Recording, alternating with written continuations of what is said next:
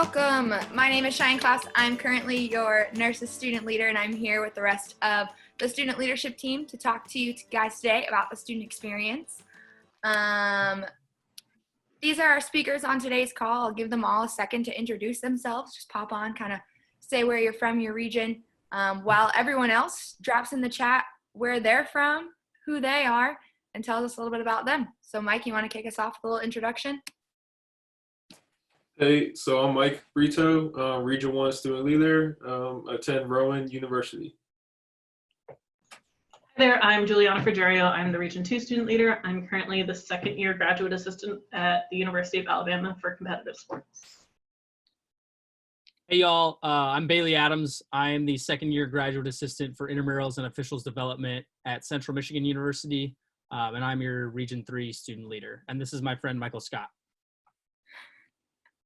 I'm Nick Remis, Region 5 student leader, currently graduate assistant at Drake University. I'm Zach Wallace. I'm the Region 6 student leader from University of Nevada, Las Vegas.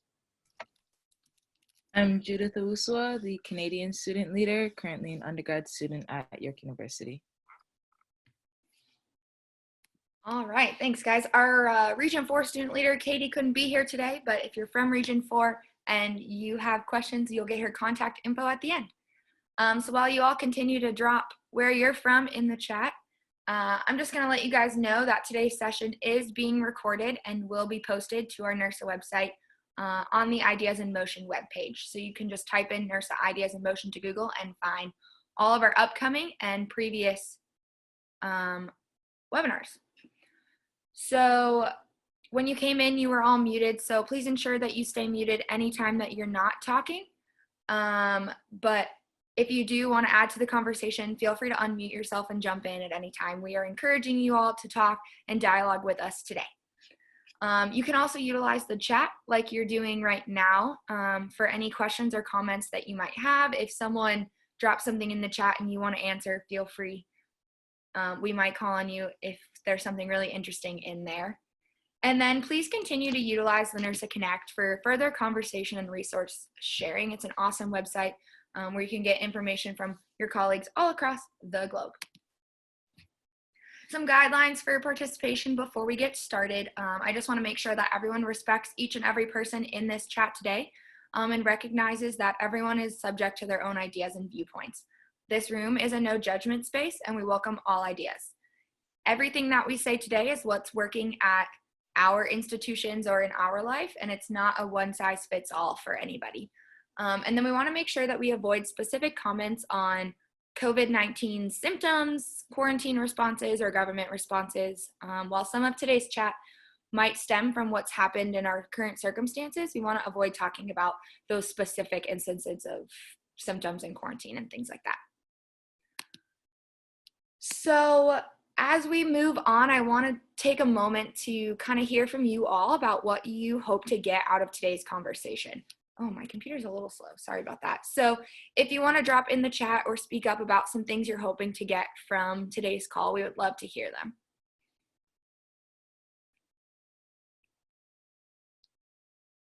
Feel free to unmute yourself and jump in or drop it in the chat. Take a moment to think about this.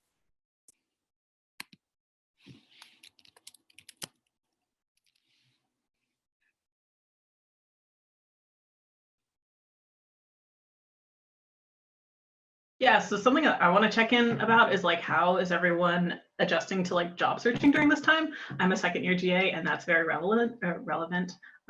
Something I'm worried about are the hiring freezes going on. So if we were to pursue a degree or pursue a career in recreation, how are the interviews changing and like, how do you combat this time?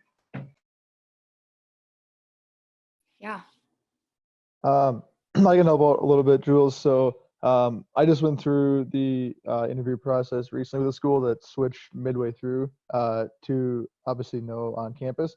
So everything, it was non-campus, quote unquote, but all through Zoom. So it's a little different, but I think they do a really good job.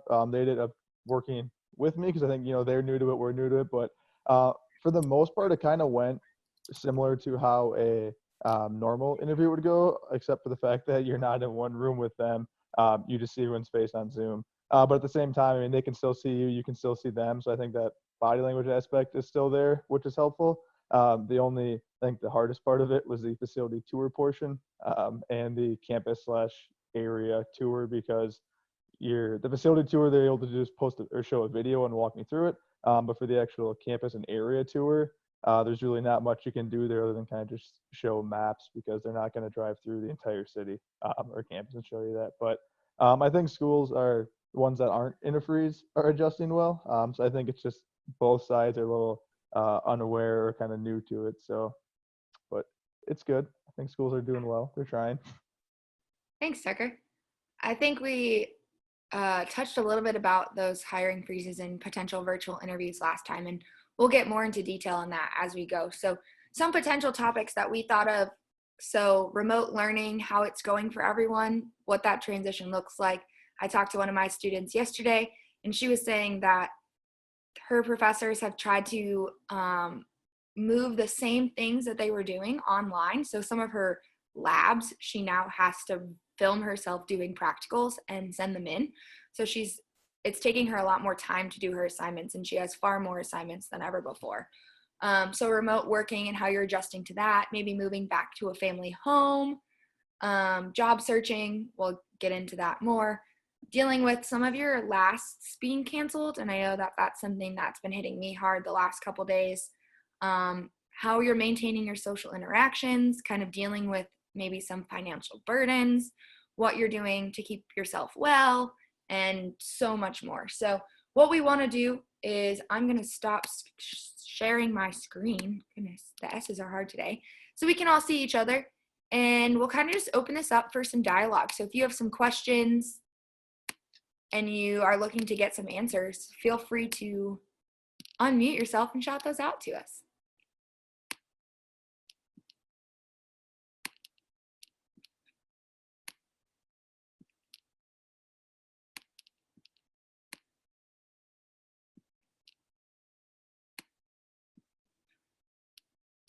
I have a question for the students out there. For, again, the students, undergrads, grads, are your professional staff offering opportunities like Netflix party or house party, or I don't know, ways to get engaged through like Strava as a staff that you guys have really enjoyed?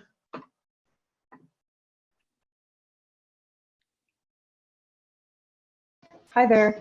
We're offering a recreation Stanford-wide Strava, encouraging both staff and students to compete on it over at Stanford University.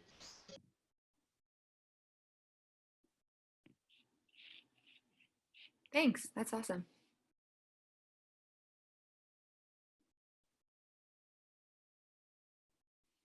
I have not used anything. We tried to create a Discord channel. I'm not really very technologically advanced in terms of platforms. So maybe someone else on this call can talk about it, but we tried to create a Discord channel and do some trivia over that. Has anyone done anything along those lines? We have used. Oh, Ryan, I think you got muted. There we go.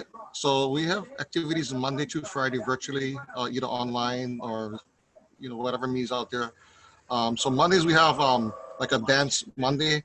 So we have like a yoga Zumba instructor. We also have a country line instructor, and we put that on every day at noon.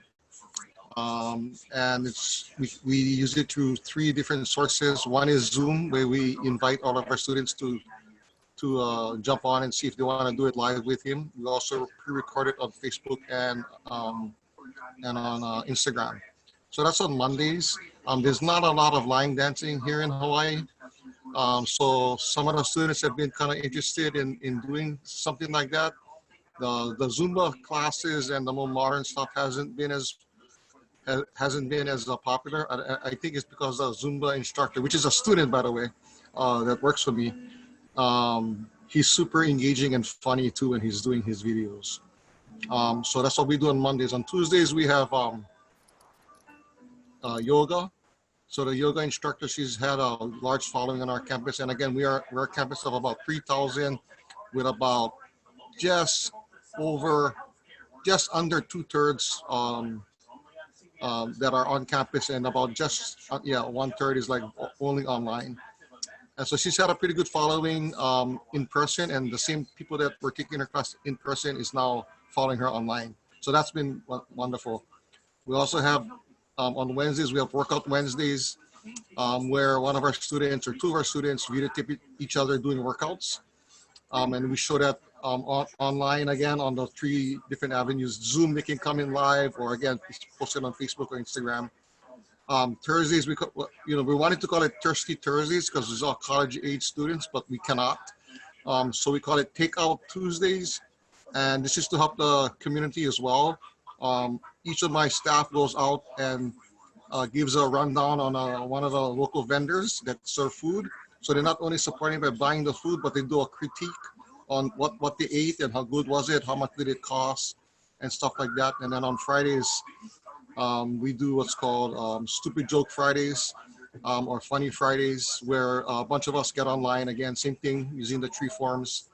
And we sit around for about an hour each time and, just give, jokes and stuff like that. So that's how we've been engaging our students at our campus in Hawaii. And it's hit or miss sometimes. Sometimes you get 1 person, sometimes you get 20 people. So, it just kind of started out, we're in our 2nd week. So anyway, that's what I do here in Hawaii. That's awesome. I definitely want to join the line dancing one. I love line dancing. You can check it out. I think it's on what is it called? UHWO Sports. Oh, I'll be there. Yeah. Okay. All right. That's all I got. One is the boot, scoot, and boogie. So if you do that one, sold. Bailey will join us too. He just did it this Monday. Ah, man. Yeah. I'll have to watch the video. Yeah, sure. Thanks Thank for you. all that. Okay. I appreciate it.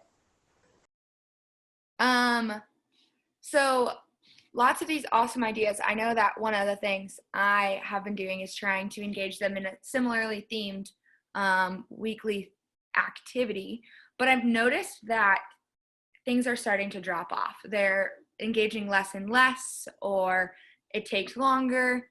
Maybe they're muting my group me. How do I get them to stop doing that? That's kind of my question. What are you guys doing to keep them communicating versus? I'll jump back in again if I'm not muted. So what happens especially with the Monday stuff, with the line dancing, since again, it's not really popular. I think we got 1 bar here that does it on a regular basis.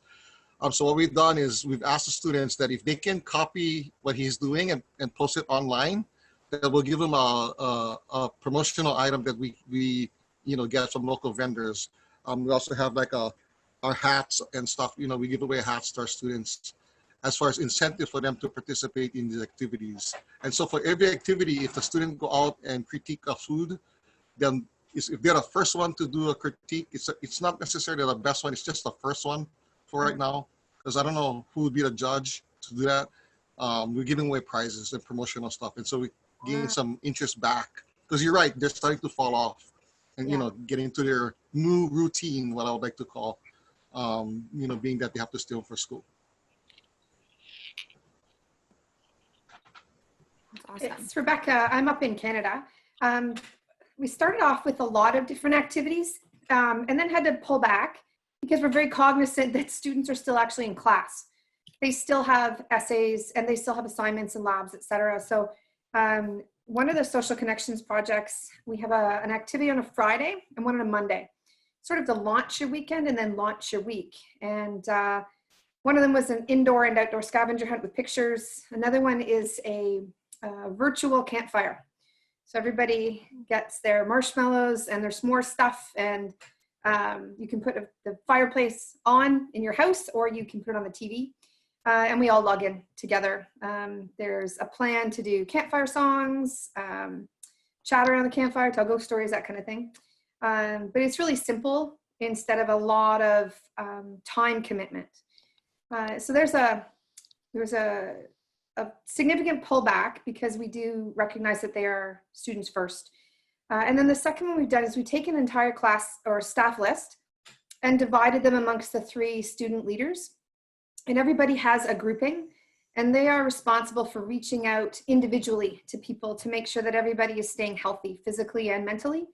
And we group them by currently existing relationships. So some student leaders are more in touch with other people they work with, and we'll put them in that group. And it's just a quick drop in the mail, email, face, whatever, to say, hey, how you doing? How was your weekend? Did you get your paper in? But there's a more of a personal connection, so we can make sure that everyone is staying healthy throughout the time. And that's the plan, is to continue that until we return to the building. Yeah, I love that. I think that's, if someone wants to jump in, feel free. I think that's kind of where I was struggling, is I have so much more free time to do stuff for my students, but they have so much less free time now because all of their classwork is taking them longer. I see Tom chatted about dealing with the elevated stress levels that come with exams, and I think that that's a great question, because for us, we do stuff to help them relax and come to some sort of sanctuary, I guess you could call it, at some point while they're studying, whether that's like breakfast before an exam or like a quiet study room. So figuring out what they need and what students want to deal with, or to get help from their professional staff in terms of dealing with this stress level, I think is a great question. And if there's any students on here that want to talk about how their professional staff could help them, we would love to hear it.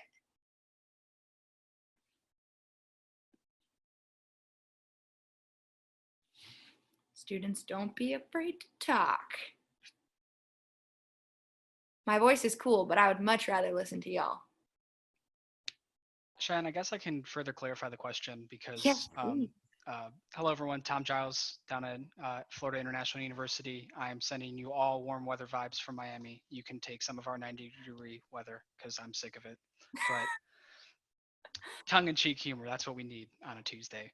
But this, my comment kind of came out of an interaction that I had for a student this morning, where obviously every institution is kind of dealing with this on an academic level and on a student level, and it's really easy for us in student affairs to kind of use this just impacting campus recreation.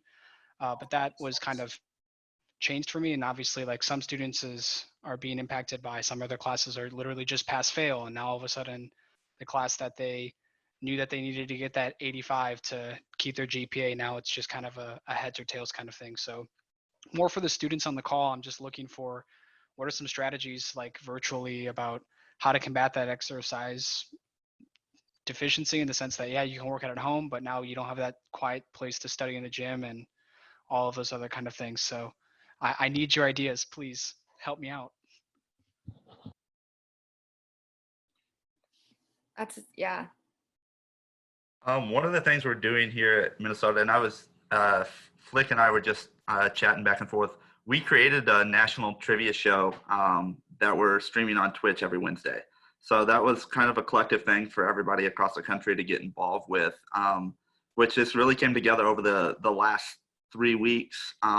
We had 1,038 participants last week, and that was the first show that we had. And I feel like a lot of students were engaged. There was over 500 students that participated. 165 different schools were involved. And I feel like we can continue to grow that even more. So if anybody's interested in doing that, or if they have any ideas for ways to get us involved and how we can continue to expand out, because the Twitch channel that we created really isn't just tied to just one school. The Rec Without Borders Twitch channel we created, we want to be able to stream group fitness classes. If anybody wants to do that, we want to do e-gaming. Any ideas that you all are students, you all are kind of up with what you all are want to be involved with. So any ideas that you have, kind of like Tom touched on, we can definitely continue to like grow that out and provide content and programming that you all want to see to kind of help you through these kind of tough times. I heard all about trivia, and I am so bummed that I missed it last week, but it's on my calendar for this week, and I'm extremely excited. Yeah, and if anybody needs any information about it, I'll drop my email address in the chat, and then I can send you any information. And then if any schools, pro staff-wise, that want to give prizes, I can provide that information too. We have about 100 schools who are willing to give away prizes right now. So we're still accepting as many as we can, even though nobody has access to theirs right now. That's a good point. Melissa's been doing trivia too, it looks like. Want to talk about it? So we've just been doing trivia with our staff on Friday nights. And I think the biggest thing is we have started to actually get higher participation each week. But the biggest thing is that we've been hanging out afterwards. I just leave the Zoom open. And it just becomes like a Friday night, not really out. So they just kind of hang out and talk. And even this past Friday, one of the kids just kept playing video games. But he didn't get off the call because he's just, somebody just hanging out, like almost like you're in your living room. So it was kind of cool. Yeah, that's awesome. I think that's what we need, is just a space to come together.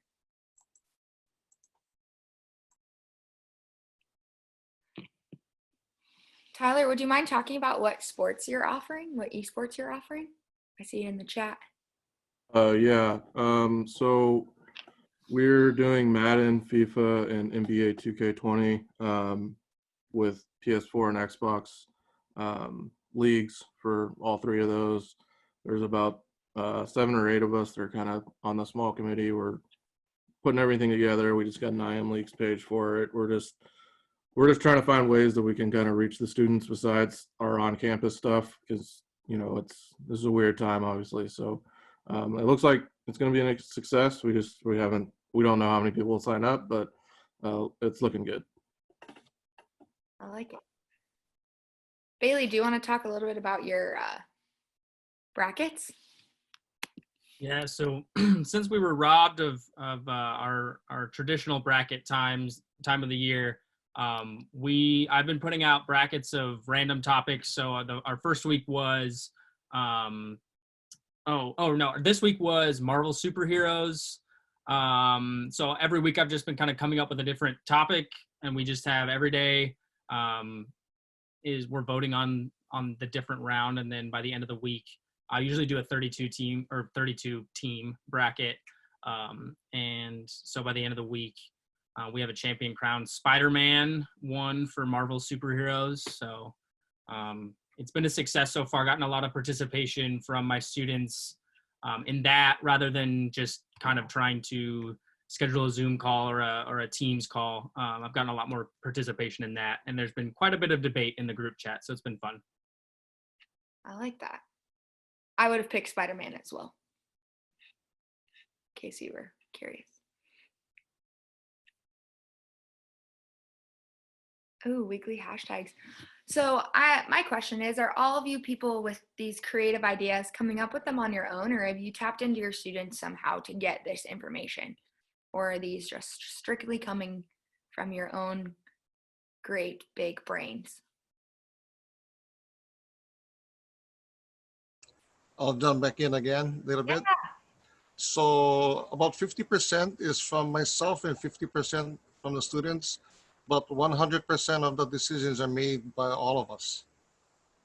So it technically comes from all of us. So it is my program is really small. It's student driven. I allow my students to do whatever they kind of want, as long as they don't break any rules or laws. And so, so the line dancing, obviously the kid was interested in doing it. They all have responsibilities to do. I have 5 employees, and so they had to pick one day a week. And some of them didn't have anything that didn't know what they wanted to do, and so I kind of pushed them in the right direction, and then they actually made the choice. And so that's how I kind of do it at my place. So yes, it's 50-50, but 100% collaboration. I like that. So our pro staff and our graduate supervisors are the primary source of the information. I've touched base with many of our students, but they do help out. One of our students wanted to do Dungeons and Dragons. So I'm trying to see if there's enough interest to get the Dungeons and Dragons game started for our students, just because we do have online resources and things like that. But definitely the students have helped, but the participation from them is not as high in terms of coming up with an idea. Gotten quite a few from NIRSA roundtables, gonna try out a couple new ones this week. And a lot of people talked about like the open study halls or just like open rooms to kind of just meet. So I think that's kind of where we're at right now. I love that. There are two things in the chat that I want to bring up. Aaron, I want to hear all about this TikTok off, please. I'm not a TikToker myself, but the ones that I see on Twitter, I can't help but laugh. Hi, everyone. My name is Aaron Brooks. I'm from the University of Akron here in not as sunny Akron, Ohio. So to answer a couple questions, we have weekly supervisor house parties that we get together, and I'm constantly asking them for ideas because I'm a traditional sports guy. So when it comes to interesting things, I'm not the most interesting man in the world, if you will. So one of my students suggested a TikTok off, and I had to look up TikTok, sorry. But we are trying to currently put together exactly the parameters of how we're going to do it. Probably doing just the most interesting, free for all, as long as within, not vulgar, isn't derogatory in any way. All of our normal like intramural team parameters, doing the same thing, and then uploading them, and then having our student body vote on them. Excuse me. And then having an overall, winner from each. We're not sure if we're going to do divisions yet. I think we're finalizing that, but just trying to find ways that our students can win one of our champ cups from doing a TikTok instead of a normal sport. Have you recently watched any TikToks now that you're into this? I've seen way more TikToks than I had ever imagined I would see ever. And some of them are really funny. My wife shows me all kinds of TikToks now, but some of them are really funny. Some of them are like, huh? So yeah, no, I'm interested and intrigued to see what we're going to get from our students. Yeah, we've been doing theme days, and each time our student makes a TikTok for the theme of the week, and it's very funny. He wore a bear costume in his last one. It's very interesting.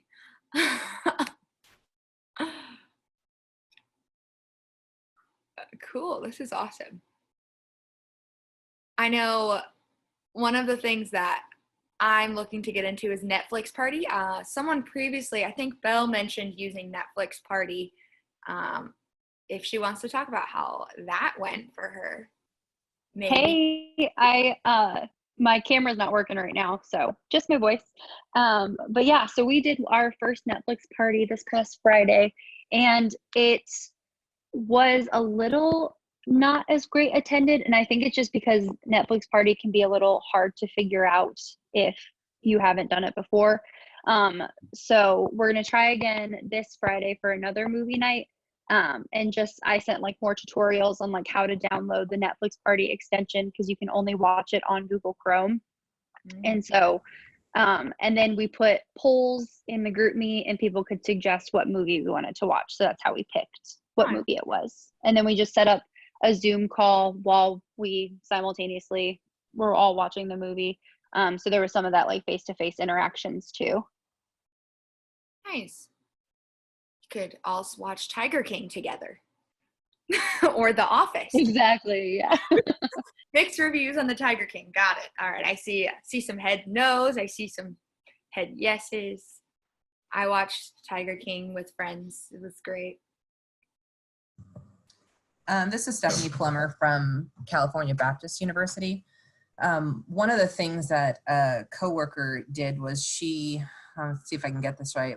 She FaceTimed with a friend, and they both went onto Facebook Live for some workout, so they could work out together at the same time, interact with each other, and still watch the same thing, which I thought was kind of fun. Nice. I like that. Lindsay's on the same wavelength as me with the Tiger King watch party. Yes. There, I'll watch it again with you. I'm Jess from Olympic College in Bremerton, Washington. Something we're doing, our quarter hasn't started yet, but I mentioned in the comments, we're going to open up like an open gym on Zoom that students can come in and do their workouts like at the same time. Because my brother and I have been working out together every morning on House Party, but we know that, one of our student employees was talking about how she is the only one in her house who's doing a workout, and it's kind of disheartening. So we're planning to offer a workout for them to do if they don't have any, but if someone's already doing a program, they can literally just hop on and like look over and see that people are also dying. And we don't have any, we haven't done it yet, so I don't know how well it's going to go, but it's kind of on the same thread as that Facebook Live, FaceTime situation. Nice. I like that. Hoping everybody stay well. I'm Catherine from NC State, and a lot of my students have said that they are having a hard time with the online classes because a lot of their professors just haven't figured it all out yet. So I've kind of had more of like that hands off, let them kind of get into their new groove moment. But one of the things that our professional team did that I translated into my aquatic staff was a telework assistance PowerPoint presentation. So our university uses Google. So I just shared out a Google presentation, and in there we put in your telework assistance. So I put my dog, my supervisor put the baby in there, people could put their siblings in there, anyone that's kind of like in their space, and share a little like note about that person. So like I made a joke about my dog is now keeping watch of the chemicals to try to keep things very light, so people can come in and add if they want to, or if they don't want to, they can at least view things and kind of stay connected as much as possible.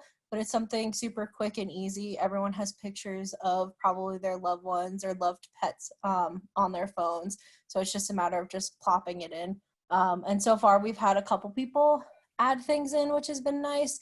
I think it was a quicker success for our pro staff team, but what I'm noticing with my students is they're just spending so much time studying and getting class stuff ready. So I'm like, let me give you guys that break, and here's some telework assistance, and we're getting a lot of cute animals and cute pictures, which has been nice, and I think they've enjoyed that. Yeah, that's awesome. I love that. I kind of took the same approach with my student staff. I was pretty hands off with them for a week or two to let them figure out, adjust, and understand what it's like to take classes online. And now I'm slowly starting to prod my way back into their daily lives. I'm not sure if they are loving it or hating it, but they're seeing a lot of me again, which is my favorite. So yeah, I've heard a lot of the same thing, that working or schooling from home is far harder than working from home. So I'm fortunately myself not in any classes, but maybe anyone on the SLT can talk about that. Being a master's student is a little bit different than an undergrad, but maybe Judith, do you want to talk about your online classes as an undergrad?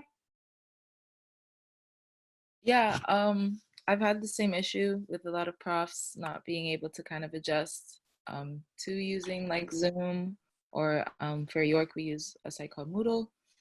Some of them just can't figure it out, so that slowed things down. I think the biggest problem was also getting assessed grades.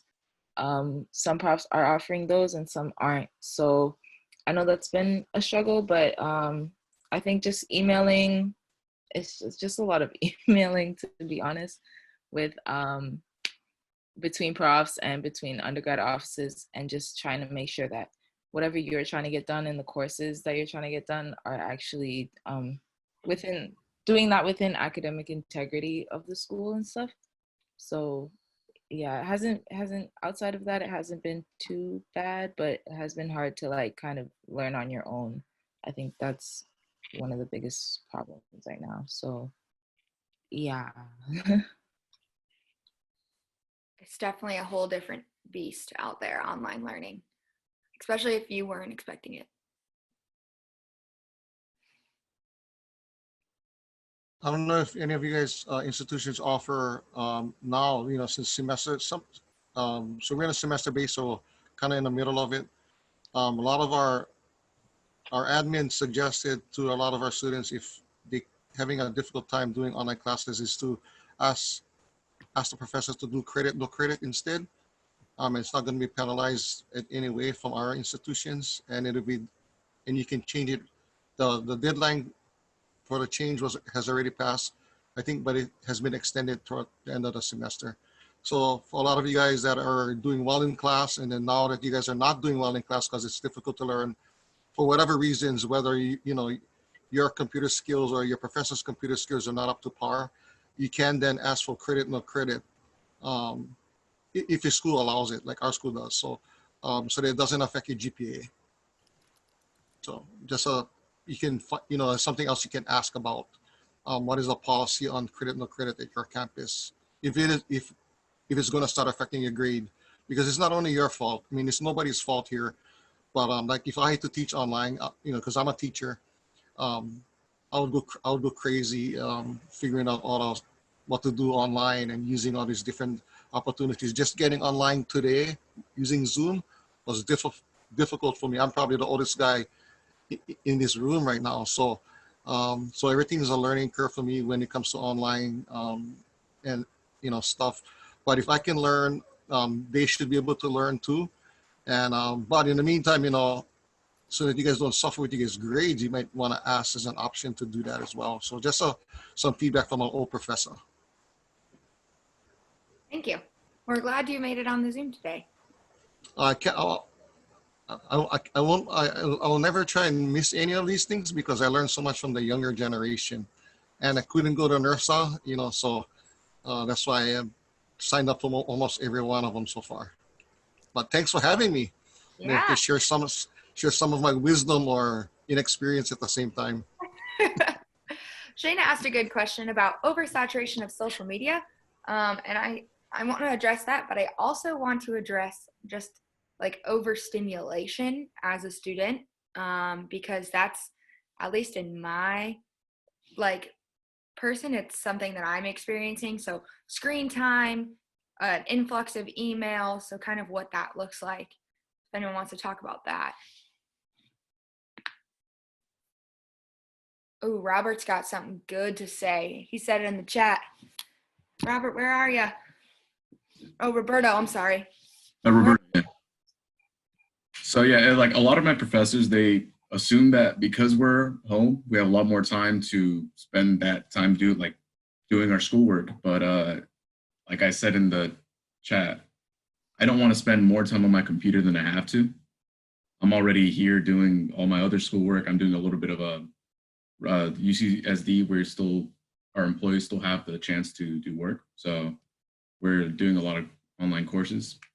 And yeah, I'm trying to minimize as much time as I can from my screen, but with them adding more work, you just spend more and more time on your computer.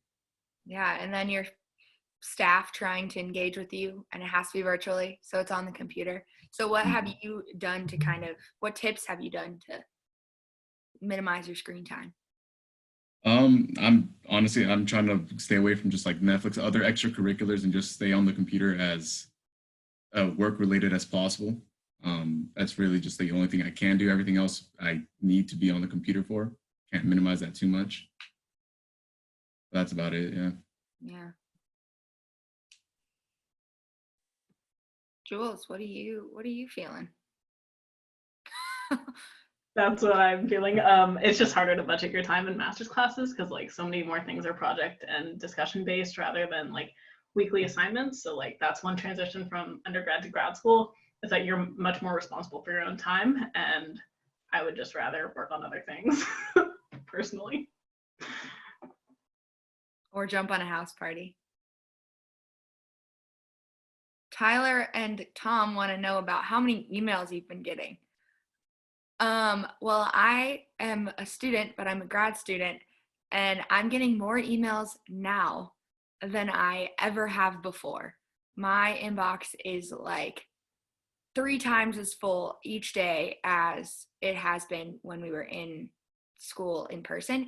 And I'm only enrolled in an internship. I only have one person that I report to, not 6 different professors. So for me, it's a lot of like the university updates, then our divisional updates, then the School of Applied Sciences updates, then my professor updates, then updates from businesses or clubs or organizations that I might have been a part of, then my supervisor's emailing me. I can't be the only one, so if anyone wants to add any other things that they've been getting. Yeah, I find the same, that we're getting one from like the provost and the dean and the executive director and my boss and my boss's boss. And it's all saying the exact thing, same thing, because they're just copy and pasting from each other's emails to make sure you didn't miss it. But my students who are staff members also say they're not looking at their email as much because they're kind of burnt out. So I'm trying to just do a weekly update for them because I don't want to burn them out. And then if it's super time sensitive, I'll send them a quick text like, hey, just so you don't miss this. Yeah. From a full-time staff, like pro staff perspective, I kind of want the opinion of the students. Like, how can we better communicate with you, whether it be through email, less communication? Do you want us to condense things department-wide, or you want it to come from your individual sources of your program areas, or would you rather just see a concerted effort because you're seeing a larger influx of emails because you're getting everything virtually from your professors as well? Like, what can we do better as professional staff to ensure that we're not getting information lost in the shuffle that we really need you to know? Hi, this is Alexandra from UK. Something that we do here, we have our staff broken down into like families. So there's 4 of us GAs. We each have, let's say like 4 to 5 students that are in our families. And then that's how we text and communicate to them. So we're not bombarding them with emails all the time. We still send like the weekly email of like, okay, this is what we're doing. We're starting up these sports, whatever we have for that week. Some things that my professors have been doing are just communicating through Canvas, which is our platform of communication. They won't send out actual emails. They'll just put like announcements on Canvas. So that's something that they're doing over here in UK. Thanks for sharing. Anyone else? I know this is like the hot topic. Everyone wants to hear from the students. So if you're a student on this call, I want to hear your voice, please. I can chip in, Cheyanne. So at Southern Miss here, our professors have also gone through Canvas for all of our academic stuff, which has been nice because we're able to separate it from the emails we get, so we know if it's strictly class related. And then with our students, my coordinator and I do everything through our GroupMe. We don't send out any emails or anything anymore just because we know they're getting emails, and the odds of them checking our emails and reading it as thoroughly as if it's a message to the GroupMe is a lot less. So we try to keep everything as separate so that whatever the university sends, they're still going to get through the email. And while we hope they read that, we know some probably aren't, but we go through GroupMe so that they still get the notifications, but they know it's strictly from us, from our side of things, and not the same thing they're going to be hearing from everyone else in the email. So we don't like copy and paste whatever the university or the dean or anything sends out. We just send our own updates through the GroupMe to our students. Thanks.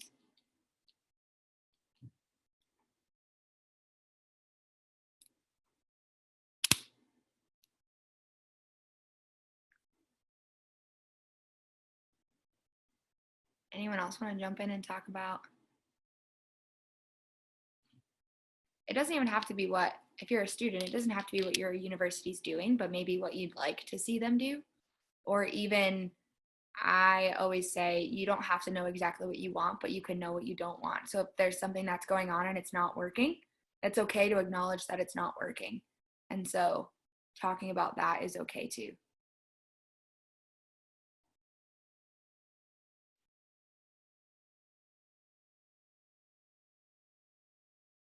One last thing.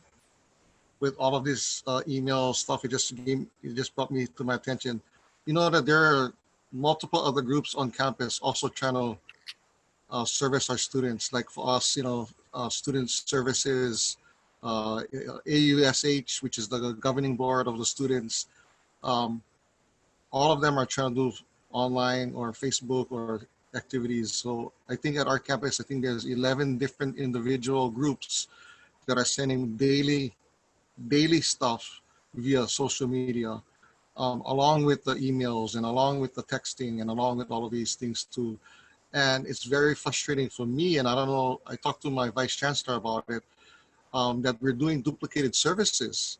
So we're doing the food critics, and then two other groups also doing food critics. And while I think it's important for self-expression, we were the first guys to come up with it, and then now guys just piggybacking off of us. But yes, it's a little bit frustrating for me when someone takes an idea and then uses it for themselves. And it's been happening again. Some of you guys, the bigger universities, I see, I see Stanford and some big ones over there. I mean, you guys must have tons and tons of groups. Whatever if it's clubs, whatever it is that are trying to get information out to the students. For whatever reason it is. For me, one of the selfish things that I'm doing is that we're doing these activities to keep them employed. Otherwise, they will be unemployed right now. And the unemployment rate in Hawaii just reached, I think, 26%. And if I lay off these 5 guys now because they're not doing any activities at all, then they got no income for school or anything else and stuff like that.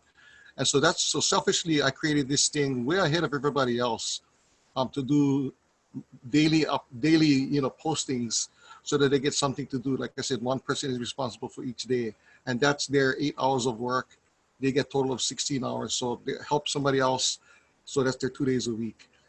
So, that's why I do it. I do it again for selfish reasons, to keep my kids employed, for them something to do. But it's a little bit, overwhelming, I would say, if everybody else on the campus is doing the same things, because there's only one target audience, which is the students. But if everybody's kind of, doing stuff. So my question is, is anybody else having this problem where other groups are duplicating what you're doing, and then sooner or later the students are going to stop watching it because then they get multiple activities of the same thing and it gets boring. So anyway, that's my question, if anybody got any answers. Well, I think to your point of people copying what you're doing, it means you're doing some pretty awesome things that other people think are awesome, so they want to do them too, it's an honor. You can look at it that way, that you did something cool, so someone else is doing it too. But I acknowledge your question. If anyone has an answer, please put it in the chat. But I would like to move on to the topic of graduate assistant searching, potential internships, and job searching, as that was something that had been brought up in the chat at the beginning of the conversation. And then I don't want to lose that. I want to start, we talked about virtual interviews already. I want to start with how people that are moving into a graduate assistantship. So maybe you already have secured that graduate assistantship or internship and you're about to move. And so what's going on there for you all? How are you dealing with that? Is there things that we can do to help you, your professional staff can do to help you, your friends, your family? I might call on someone on this call that I know has a graduate assistantship and is moving across the country, and he's smiling right now.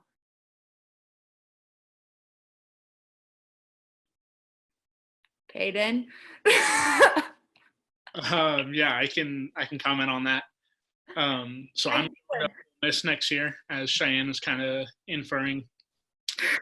I'm starting to look at housing and how that move is going to work, potentially if we are supposed to be quarantined like into May and June. So I'm just communicating with the other GM I'm going to be rooming with on how that's going to work and what I need to do to be ready to go out there. Yeah. Have you been communicating with the professional staff at the institution you're going to? Have you run into any potential problems with finding housing or anything like that? I've been communicating a little bit with the professional staff. I mean, everything sounds like it's still on the same course as it was going to be anyways. So I'm not really worried about that. And I think just trying to find housing at this point in a school year anywhere is tough. So I'm just kind of dealing with those challenges. But I think I've found a couple places, and I'm excited to be moving down there. We're excited to have you. Anyone else going through similar processes, maybe looking at it, moving for internships or GAs or even jobs? I can just chip in. So if you're in a paid situation and you're moving somewhere, or if you're a current GA and you're heading out, what I just did is I got all the contact info from my associate director and director for our incoming GAs, and just reached out to them and copied all of our current GAs on it as well, asking if they had any questions about it, and also if they needed any advice or tips on housing and stuff, since we are all down here and they probably can't come down here. So about 2 of ours have responded, and so I just sent them the links to apartments that I live in or ones that I have friends that live in, as well as if they're moving together, if they want to get a house, and just kind of get so that they can communicate with each other, since they don't know who the other GAs are ahead of time, so they can connect, but also since they won't be able to come to the university or city or anything, that they can ask any of us questions they have about the area. Nice.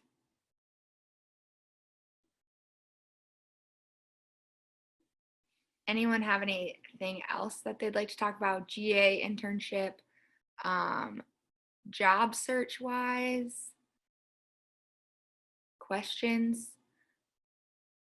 Tucker wants Juliana to share her information about her GA guide, it's looking like. So mine not only had like housing recommendations, but it had like local restaurants and like things that maybe a professional wouldn't necessarily be in tune with, but that the GAs would be helpful to know. I also have a list of some of like the roles and responsibilities that I had too.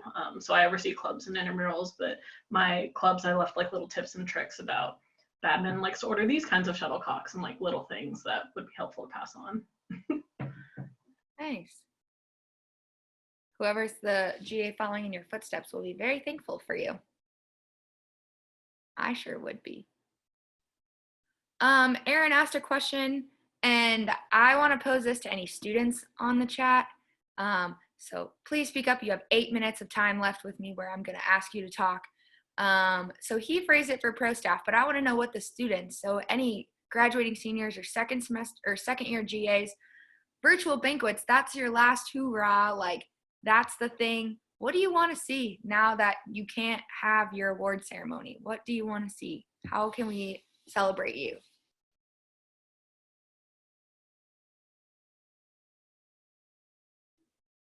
There's 118 of you on here. At least one of you has to have an idea.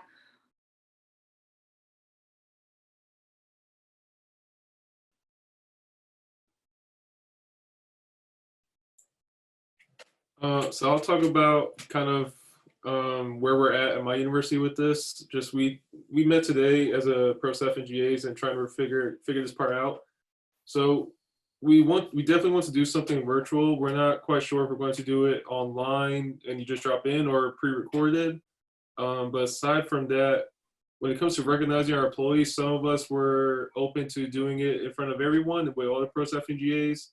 Some of us prefer to do it with just like our own area, and that way we could get more intimate and spend more time recognizing the people versus, you know, if we're taking time to really recognize everybody and everyone's on one call, that might take a long time.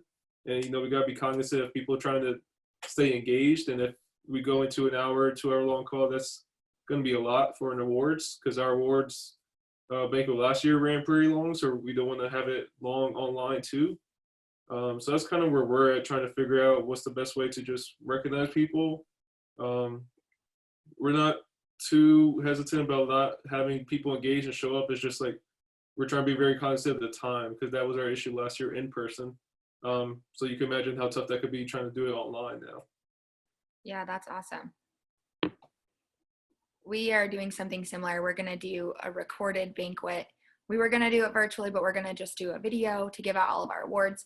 And then each program area is going to do some sort of virtual thing. So we just talked about it this morning. We're probably going to do a virtual award ceremony where we still do like our staff superlatives. And then we're going to record it on Zoom. So anyone who can't come can still watch it. And then they'll have the link as well.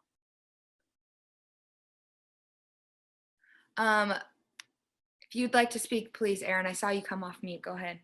One of the ideas we were throwing around, and I guess students, this is more so for you, question as if it would be something that you would like to see or be interested in participating in. We kind of wanted each student to send us a 15, or each graduating senior to send us like a 15 to 30 second blurb about like one of their most memorable moments of working with us, or like their favorite part about working at the rec center. And if we do end up doing like a virtual thing, doing kind of like a video montage of all of that to either open it or to end it. For the students, would y'all be interested in doing something like that? Or is that like too touchy-feely? Well, I almost just shed a tear when you said that, so I'm in. If your students don't want to do it, I'll send you mine.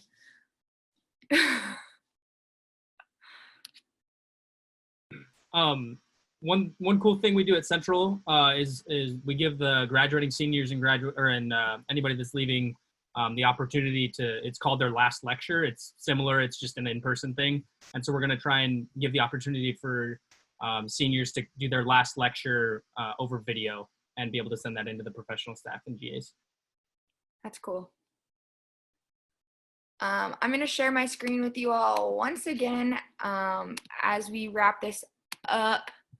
So we're running out of time, but I wanted to let you all know, so professionals and students on the call, that you can see my screen, right? Everyone? Yeah, okay.